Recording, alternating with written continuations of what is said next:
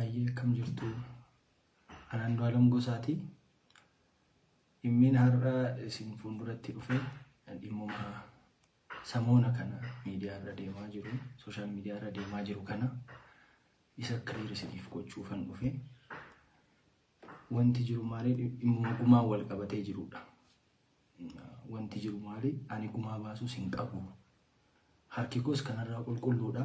Uummanni Oromoo akkanaa beeku kan barbaadu jechuudha. Anis gadduma hamaa keessan jira. Gadda kiyyayyuu seeraan gaddachuu hin dandeenye.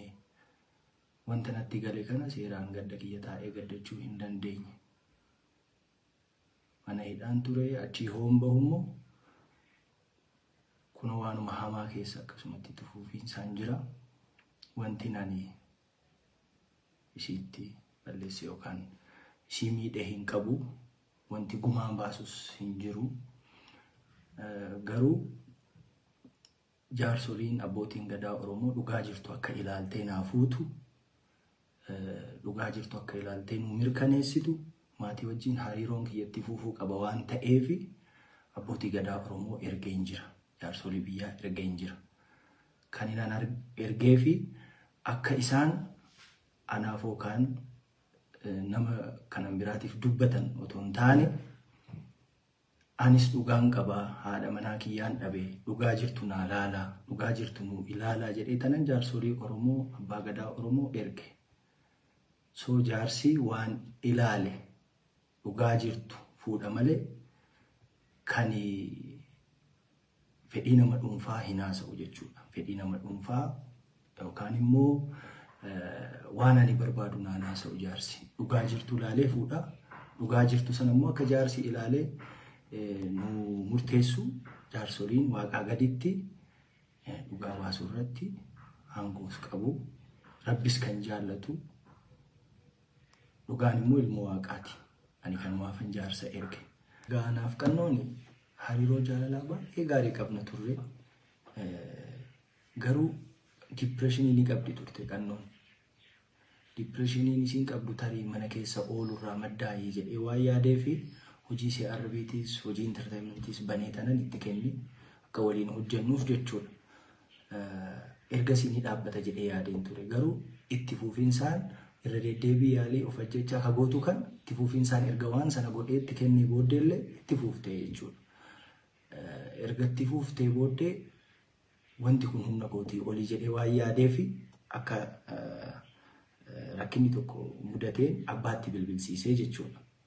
Abbaatti bilbilsiiseeti kanatu na mudatee kanarra akkadhee ani jiraachuu dadhabee jettee abbaatti haasoftee jechuudha. Achaan irraa fuudhee abbaa akka cinqamtanii fi mitii garuu guyyaa gara guyyaatti uqqachaatti wanni kun furamuu qabaa yaada jedhu kaasee lammaallee waamee dubbiseen jira. Waan kana irraa furaa. Please lammaa jedhee tanan akka maatiitti ol gaati waan kana irraa furaa jedhee lammaatti illee haasa'een jira. Ergasii deebii namni kennees waan sana irratti illee namni haasa'ees wal argees hin jiru. Waa'ee mashii illee namni natti kaasellee hin jiru. Liiban immoo argee jira. Al tokko kophaa oolchee obboleessi jechuudha. Obboleessi kannoo al tokko immoo ana wajjin oolchine. Kan nama oolchu waaqa. Garuu immoo otoo waa argitu hin callistu. So yaalii of ajjeesuu yeroo adda addaa hinuma gooti. Guyyaa wanti kun natti galeesi walumaan oolle. Hospitaalas waliin deemnee turre qorannoo daa'ima gochuuf bakka suuraa lidata ishii kanatti kaatu guyyaa dhaloota ishii kana kabajuuf itti kaatu sana sanumatu geesse. Achi yoo baatu naa bilbili jedhee tanan ijoollee argachuuf deeme ani jechuudha. Yeroodhaan galanaan jettee turte akkasitti naan gargar baatee jechuudha. So galgala immoo nagahuma turre jaalalaa fi yeroo gaarii dabarsaa turre obboleessattuu bilbilaa turte achi dingatuma bakka waa'ee oolmaa hoona ni gaafadhu rakkina na amanuu qabdaa jetteetu bakka ceesumuu na biraa kaatee deemtee jechuudha. Hooxinnoo turtu na jalaa shakkeetuman ka'ee deeme kilaasota kaawwan keessa hin jirtu achi hoonchee godhu kichiniin wantoota kulfiidha cufaadha. Abaaboo wayiitu jira achirra dhaabbadhee ilaallaan maashinii uffatatti miicinu cinaa teessee akkasitti isa irratti hirkattee jookiidhaan saamunaa laargoo dhugaa turte. So maali kannoo jedhee tanan utaalee achirraan galee kana dura waadaa naa galtee turte waan akkasii hin godhu irra deebi'ee hin godhu jettee maatii fuuldurattis obboleessi kiyyaas akka gorsu itti himee jira. Hiriyyittiin isiis akka gorsitu itti himee jira. Waadaa yeroo adda addaatti naa galtee jirti garuu bakka waadaa sana waan naan eegnee fi yeroo sanaanis nama bakkaan jireenya akkasii jiraachuu hin danda'u.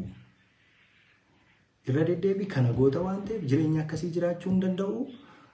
Maatii boru waamee gargar baanaan jedhee amma ijoolleen kaase jedhee tanan biraa deemee jechuudha jookeechirra kaa'ee kichinirra kaa'ee.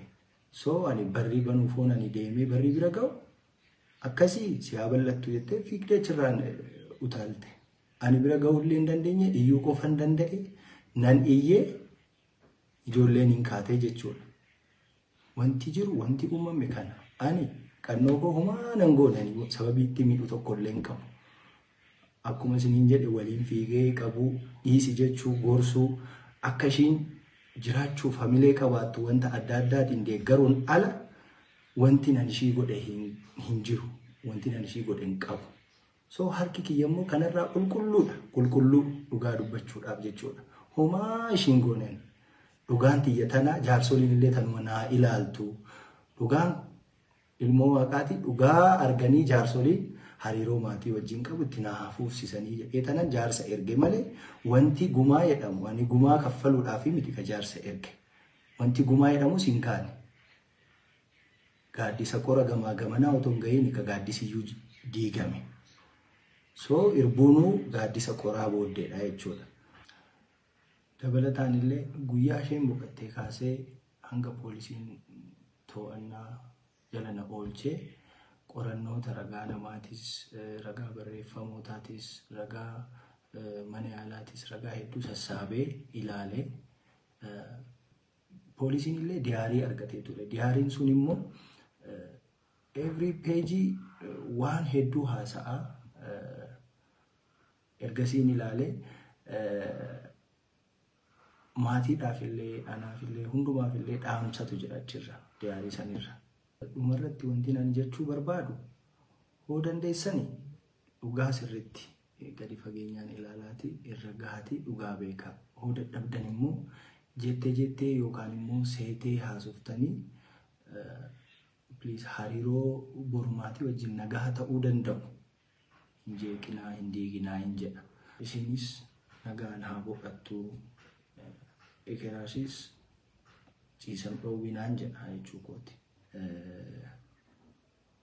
Kanaafin immoo anis gara fuulduraa tasgabbaa'ee gadda kana keessaa ba'ee gaafii na gaafattan kamiifuu deebii kennuudhaaf qophiidha.